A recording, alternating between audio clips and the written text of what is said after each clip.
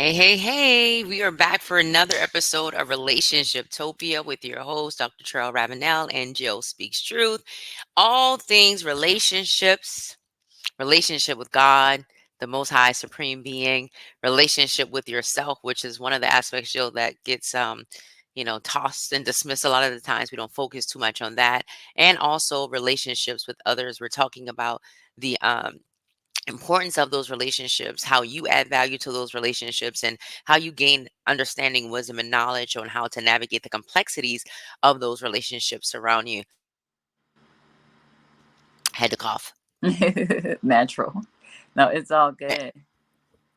So we're just going to wrap up our series on about immunity on today, and I feel like we've driven the point home, as you would say, about that we are not immune, right, to certain things. Our marriages are not immune, our children are not immune, we are not immune. And I believe that as believers, because I know that's a part of the audience that's here, maybe the general population that listens to this podcast, as believers, which are follower of Christ, sometimes we have been told or made the claim that we think that we are not immune, or that we are perfect, or that there's perfection when you give your life to God. And I believe that we've been able to prove over the last few episodes that that is not the case. But what I do believe is important is that while we are not immune, it is important that we are equipped. So I That's really want good. us to spend, some time today just talking about how do we get equipped to these things that will happen to us, our marriages, our children, our finances, our businesses, our ministry, because they're going to come, right? And what's going to happen is inevitable. And I believe there's an old adage that says, I don't know if it's called an adage or whatever, a saying that says, you can't help what happens to you, but you can help how you navigate, or how you learn or grow through whatever happens to you. So basically, things are going to happen and you have no control. Sometimes you will have absolutely no control what happens, but how you respond to what happened is or happening to you is vitally important. So I do want us today, Joe, just to spend some time talking about that, and how do we be equipped even in the midst of what's happening. Absolutely, absolutely. And I know before we begin into this conversation, one of the things that we added in on this conversation for today is just dealing with the ministry. I said ministry. Who is saying ministry, Business and business, workplace. and workplace? And I'm just thinking about a personal time in the past, and even in the recent past, where both times I felt like I was under attack in my job. And it doesn't. Sometimes it comes in the form of human interaction and engagement and feedback, and sometimes it doesn't. But one of the things at that time I was doing, and this is part of the equipping, is having effective prayers and praise and knowing your prayer points. And one of my prayer points then and is and remain and should be yours too is one to release you from unrealistic expectations.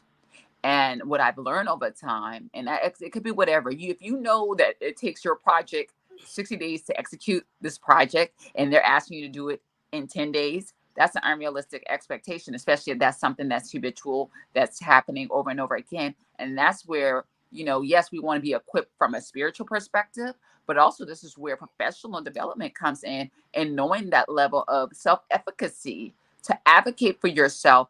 And I don't know if I use this example here. I think I talked to you about it, Trail, but I have um, a situation. I had a situation where one young lady, when they told her that she would have to do quote unquote all this work herself, she was like, "No, you hired me to be a signer, an approver, authority to write contracts on the behalf of the government, and with that comes a specialist who actually does the work, and I'm the reviewer and the approver of that work to make sure it's done right. But it's a different level of involvement, different level of oversight, different level of energy capacity that's required to do both, and a level of ineffectiveness, because now I can't separate myself from the work." And so Hmm. she said, "I will not do that, and you guys will provide me with the specialists," and really it was plural, "that I needed." And guess what? They did. Ended. And did. And some people, other people, she got multiple support people to help her. And some people, including myself, at times didn't have anyone. And so I had to start saying, and then some of the specialists was giving me feedback saying, "Hey, you know what? This person is advocating all these things and they're getting them. And you're not, and you're not." And so we have to know not to be so accommodating, not to be so quick to say yes. Get out of the spirit, and I rebuke that spirit. We cast out the spirit of people pleasing, the spirit of over accommodation, the spirit of trying to be nice and just being so compliant, because Mhm. that could be, it could create an environment for us that set us up to be ineffective and not to be the high performers that we know we have been called to do. Because God said when we do anything, we need to do it as we are doing it unto the Lord. However, comma, we need to make sure that we have the resources, whether that's manpower, whether that's the financial backing, the processes, procedures, and operations to support that what we're doing, so we can increase our level of success. Because listen, golden days are working hard. We are working smart. We work strategically. Come on, and effectively, especially as women. Right. No, no, we don't got, ain't nobody got time for that. It's too much technology. It's too much resources. We've come such a long way that we want to work at our highest and best use. That's another thing. Yeah. And I'm not going around. And then after this, even after, as for my example, for myself working in this profession for 15 years, I'll do any task. I No task is too small for me. However, comma, what I find is waste, fraud, and abuse, as they would say in government. If I'm spending 70 plus 50% or more of my time doing very low level tasks that somebody with less skill and get paid significantly less money could do. Like, we got to be efficient in how we resourcing, and I get to point that out to them and advocate change. And if change doesn't come, then I get to change and shift where I am. And so I just want to say that so people, because sometimes we get into these ruts in the workplace and we are like feeling like we can't get out, but the devil is a whole lie. And Right. we're going to be strategic and intentional. Yeah, and sometimes that enemy is yourself.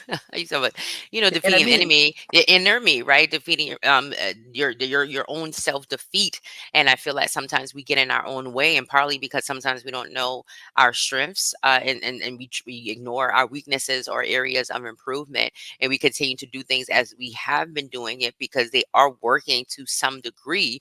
But when we really sit back or sit down and start peeling back the layers and really looking at it at a in a deeper way, we often see that there are some areas that can be improved, and we see how we are negatively impacting ourselves, right? Not just the work that we do, but negatively impacting maybe our mental health, negatively impacting our emotional health, maybe negatively impacting our relationships because we're bringing work home. We're causing more stress on the relationship because of resources and other things that need to be allocated or reallocated to other areas because things are not operating effectively or efficiently. So it's good for us to be able to sit back and reflect on, okay, what can I do differently? What can I do better? Do I need to call in a team at this point? Do I need to make some sacrifices so that I can afford a team of people? Or, I'm more so talking in the area of having your own business. Or do I need to know how to redistribute tasks? And we talk about delegation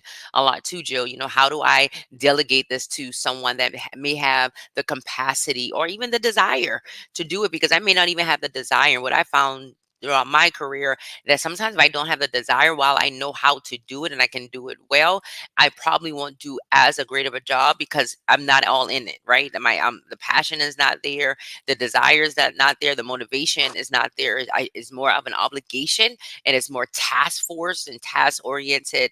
And we talked about force feeding on the last episode. It seems like I'm forcing it more so than me doing it out of the willingness of my heart and the ability and capacity of me being able to do it. So I feel like it's important that we look at all of those areas and aspects to see if there is, if we are being defeated in the area of our ministry or business or our workplace, or trying to defeat the enemy. We have to first identify who is the enemy, because sometimes it's not the enemy.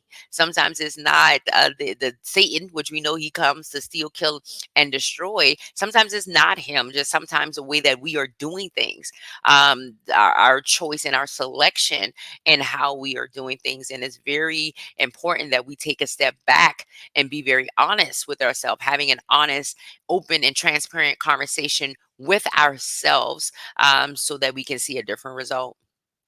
That's so good, Trail. And I know I always praise you for your level of discipline and self-regulation.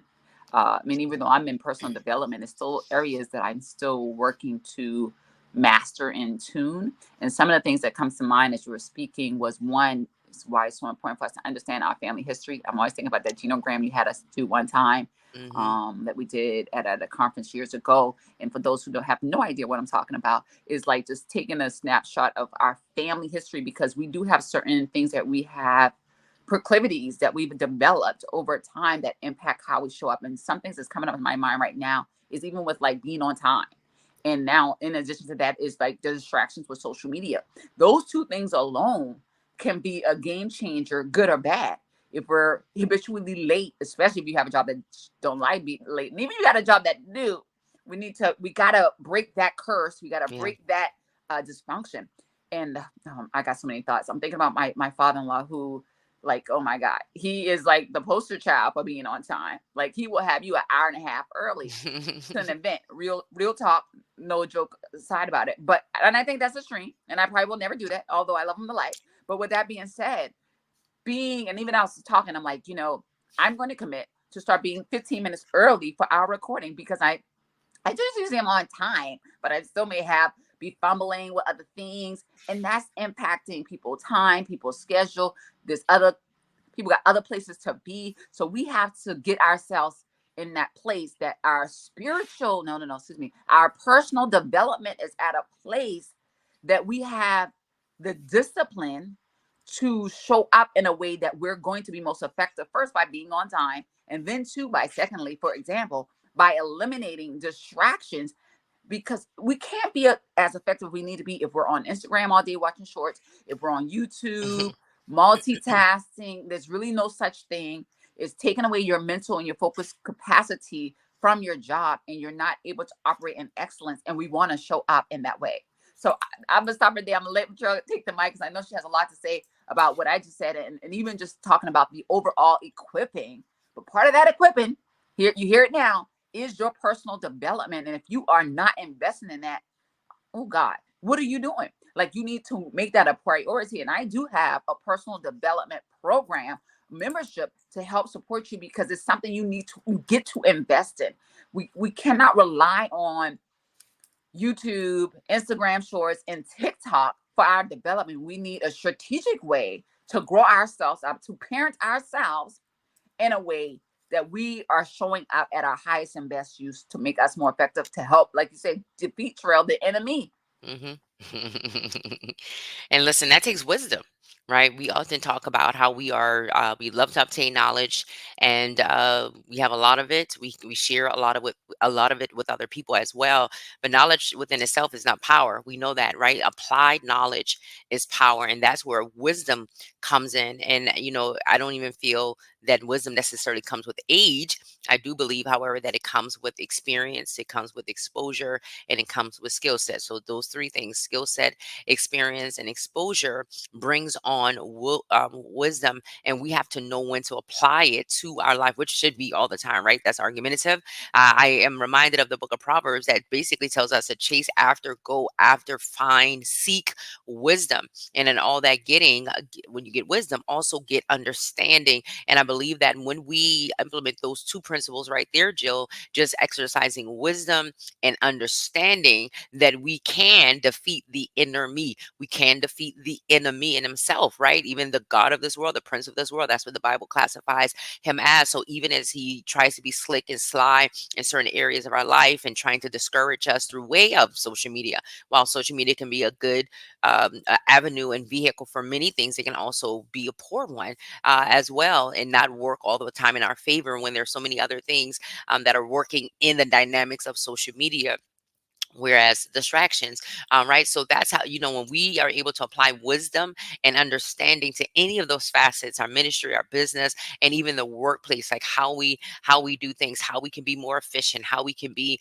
more effective, how we can learn to delegate, how we can expand capacity, or be okay and accept the capacity that we have, and turning away from certain projects and ideas. I was taking an assessment, and one of the assessments, the questions were so weird, and there really was not a wrong or right answer, and either way it kind of made you look a certain way as a person. It was like a behavioral assessment, and one of the questions was like you would do anything to be successful. Like you would go stop at no limits of being successful. And then the other question was like you don't like working with a team. Well, while both of those things are not necessarily 100% true, they're not 100% false as well. And I believe that we practice just doing little assessments within our own lives, day to day, of asking ourselves different questions and not thinking it's a right or wrong answer and maybe an indifferent answer. I believe that will help us also to learn how to defeat the enemy, because now we're being transparent with ourselves. Now we're not trying to pretend we're something that we're not. We have what we don't have. We can do what we absolutely cannot do. And I believe it's okay. I believe it's okay to humanize our human abilities and limitations. However, we know social media is one of those things that make us feel otherwise, because it always wants you to rise above and rise to the occasion and be your best. When that language was going around, be your best self, I really just never liked that. Be your best self. Like, we would never be in a position to be our best self. Our best self is when we die and go to heaven. That's just what it is. That's going to be the best of who we could be. I understand the concept and the principle of what they were saying with that, but I just feel like it gives off a false representation of what that even looks like. So, Sarah Jakes Roberts got it right when she was talking about evolving, because that's exactly what we will continue to do on this earth while we live here and remain. We will constantly be revolving. And if we can reconcile with that, right, reconcile with our imperfections, reconcile with our limitations, reconcile with our human ability and responses, I feel that those are all things, weaponry, if you would, to defeat the enemy and to defeat the inner me. That's good. That's good. I love what you said. And it's so true because, like you're saying, it gives a false level of expectation. And we got to just acknowledge that we are constantly grappling with our higher and our lower self. We're constantly grappling with the spiritual and natural. In the Bible I read, the word that we both believe says that, the spirit is willing, but the flesh is weak. And we can't dismiss that, because a lot of times our spirit is willing to do whatever needs to be done to be, quote unquote, our best selves, to be, operate in this high level place. But sometimes there's things about our flesh that we still haven't contained, we haven't tamed, we haven't put under the subjective of God. And even sometimes when we do, it still may rear its ugly head, and we're still human. So with that, there's going to be error, there's going to be anger, there's going to be frustration, there's going to be disappointment, there's going to be stress that comes with this life. And it's not so much about not having it, but it's about being equipped to navigate through it. And that's just what we're hoping that the series have brought you, is understanding, like, life is going to happen. And we already told y'all what, I didn't say it this way, but there's a saying that says prior proper performance prevent poor performance. Hmm. I don't Five got it together. P's. Hmm? The seven Proper P's, planning prevents poor performance. Proper planning prevents poor performance. what she just said, right? And it has to be prior. You have to do it in advance. And that's the same thing we're saying. I keep going back that I didn't realize I was in a spiritual battle for years and still am, for almost, oh God, a long time. God, I won't even say I was in it. I feel like it started happening around 2015, 2016, but I didn't really recognize it. So if you don't really recognize it, you can be in it, not in it. And when you don't recognize it, you're kind of at an advantage, because that still gives you more prep time, because you're not even aware that you're in battle, but you're preparing for it. So that allows you, when the battle is revealed, you already been equipping yourself, because we talked about when you in it, sometimes you lose your stamina to want to fight, because, or to prepare. So you got to kind of have some things stored up for you to help you get through. And that's the thing, is like walking that thing out to get through those challenging times. And kind of going from there. One thing I want to say, we didn't say on the last episode, but we might have said it throughout the series. And I believe our kids are going to be targeted regardless. So we might as well make them equipped. But I also will say, the more the enemy can't get to you, the more they're going to try to attack your children. And so we have to not only equip for ourselves, be equipped for our children. And we can't take spiritual things lightly. I know, I'm telling you guys, I went and wish what I've been through over the last couple of years on my worst enemy. And not to say that it's been so horrible, but it's been extremely difficult. And again, I wouldn't wish it on anybody. And with that being said, like, we get to just equip ourselves in a way so we are prepared to deal with life challenges and tribulations, because we never know when those things going to come. I kind of lost my train of thought of what point I wanted to land with you on that, but just understand things are going to happen, and we just gotta be ready. Oh, I know I was going to go with that. What I wanted to say really is that we underestimate the impact of spiritual things. And Come I'm here to on. tell you today that spiritual is the highest thing. Is God. If God is telling you, or God reveals something to you, tell you something, trust God and work. I know it's hard. Listen, it took me like over a year to be obedient to something God said. And even after I was obedient to it, I still felt like, well, did I did it right? What did I want? I didn't want to do that. Like, when God tells you to do something, work as hard as you can to get into compliance and to get in obedience with what He said immediately, as soon as you can. It's gonna sometimes it's hard, because sometimes when God has given you instructions about a thing, and that's how you know it's God a lot of times. Like this for me, I know it's God when it's like a good thing and I think it's gonna be a beneficial thing, but it's not a thing I want. It's not a thing I want, but it's a thing that I get to do. I heard this one minister say at one time, Jesus didn't want to go to the cross.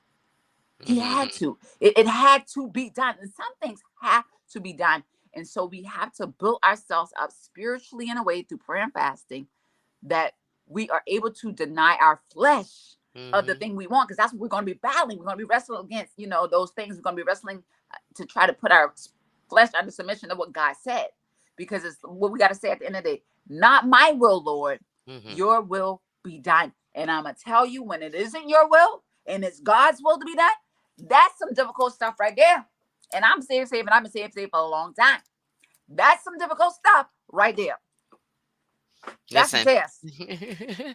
The test of time. So listen, you all, this has been an amazing, amazing discussion. And of course, we can go on and we can talk about this endless of days. But I just want to wrap up, Jill, and just give really 7 key points of what, how to defeat the enemy over all of this, of us not being immune, and what that looks like, and how to defeat the enemy.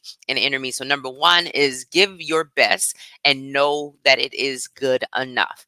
A lot of times we're just hard on ourselves when we look at areas of our life that are not immune, and things are happening, and sometimes we feel sorrowful, we feel shameful, we feel guilt, we feel all these things, which are all human emotions and all welcome emotions. But it is great to just give our best and know that our best is good enough. Number 2, understand and accept your limitations as a human. Listen, none of us are superhuman, none of us are iconic, if I can say that. None of us are robotic. We all have limitations. While we all we all are great in our own way, we have degrees, we have skill sets, we have experience, we have all these things. We are limited, and it's okay to understand and accept our limitations. Number 3, know your distractions. They're going to be around. Even good, you know things can be good distractions. I call, like, marriage sometimes a good distraction, especially when you're trying to navigate and pursue goals that may not necessarily align with your spouse, or align in that particular period of your marriage. Children can be a distraction, although they're blessings. So know your distractions. Of course, we're talking more so about social media, and getting thrown off course, and things of that nature, and things that will take you away from your purpose, from God's purpose and plan of your life. But know your distractions and try to reduce them as much as possible. Number 4, never stop being equipped. That has been the running theme, especially during this conversation. And that looks differently for a lot of people, and that can look like different things. And maybe we'll do a video just on equipping, and just go through like stages of equipment, of being equipped. There are no right or wrong answers. There are many things people have added and taken away from that, but we can definitely talk about that more. Number 5, embrace the evolution. We want to grow, and grow indefinitely. We never, as long as we're here on this earth, we will never stop growing. We would never stop evolving, as people. So we want to embrace the evolution. Number 6, trust the process. Listen, the process is going to look hard. It's going to feel crazy. Jill was talking about her being in warfare. All of us are in some level of battle, if you would, but we have to trust the process. It doesn't feel good. It doesn't look good at the moment, but we have to know that we're going to come out on the other side of that. And then number 7, lastly but not least, trust God, and know that His will will be done, and trust that his will be done in your life. So I believe, Joe, that that kind of wraps up of, what and how we can defeat the enemy and defeat the inner me, that's trying to lurk and be problematic for our lives. That is good. And I feel like that set us up for a couple of things I've jotted down in terms of being used to talk about being equipped. And then I also make a note of growing in faith and growing in wisdom and what that looks like. So that may be some topics. And we would love to hear you guys' feedback and let Absolutely. us know. Make sure you guys are following us. I know we got to wrap, but make sure you guys are following us. Share this with somebody if this has blessed you. And until next time, peace and blessings. We'll see you in the next episode. Peace and blessings. See you Good then. All day. right. Bye.